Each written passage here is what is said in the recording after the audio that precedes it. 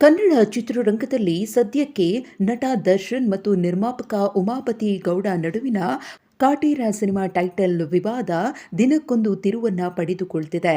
ಅದರಲ್ಲೂ ನಟ ದರ್ಶನ್ ರವರು ನಿರ್ಮಾಪಕ ಉಮಾಪತಿ ಗೌಡ ಅವರಿಗೆ ಅಯ್ಯೋ ತಗಡೆ ಗುಮ್ಮಿಸ್ಕೊಳ್ತೀಯ ಅನ್ನೋ ಪದಗಳನ್ನ ಆಡಿದ್ದು ಭಾರಿ ಚರ್ಚೆಗೆ ಈಡು ಮಾಡಿಕೊಟ್ಟಿತ್ತು.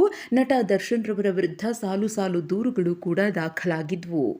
ಒಬ್ಬ ನಿರ್ಮಾಪಕನಿಗೆ ನಟರಾದವರು ಈ ರೀತಿಯ ಪದಬಳಕೆಯನ್ನು ಮಾಡಿದ್ದು, ಗುಮ್ಮಿಸ್ಕೊತೀಯ ಅಂತ ಹೇಳಿದ್ದು ಬೆದರಿಕೆಯನ್ನು ಒಡ್ಡುವಂತಹ ಕೆಲಸವಾಗಿದೆ ಅಂತ ಹೇಳಿ ನಟ ದರ್ಶನ್ ರವರ ವಿರುದ್ಧ ಇತ್ತೀಚೆಗಷ್ಟೇ ಕರ್ನಾಟಕ ಪ್ರಜಾಪರ ವೇದಿಕೆಯ ರಾಜ್ಯ ಅಧ್ಯಕ್ಷ ಕನ್ನಡ ಶಫಿ ಫಿಲ್ಮ್ ಚೇಂಬರ್ಗೆ ದೂರನ್ನು ಕೊಟ್ಟಿದ್ರು.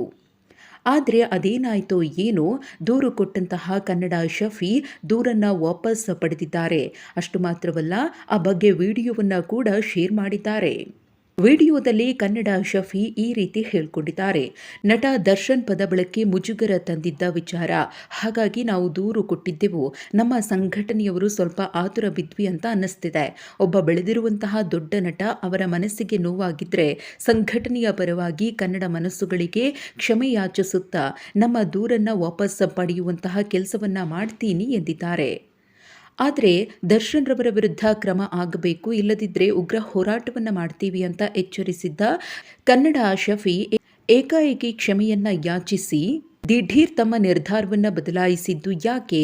ದೂರನ್ನ ವಾಪಸ್ ಪಡೆದಿದ್ದು ಯಾಕೆ? ಕನ್ನಡ ಶಫಿ ಅವರ ಮೇಲೆ ಯಾರು ಒತ್ತಡವನ್ನು ಹಾಕಿದ್ರು ಅನ್ನೋದ್ರ ಬಗ್ಗೆ ಚರ್ಚೆ ಶುರುವಾಗಿದೆ.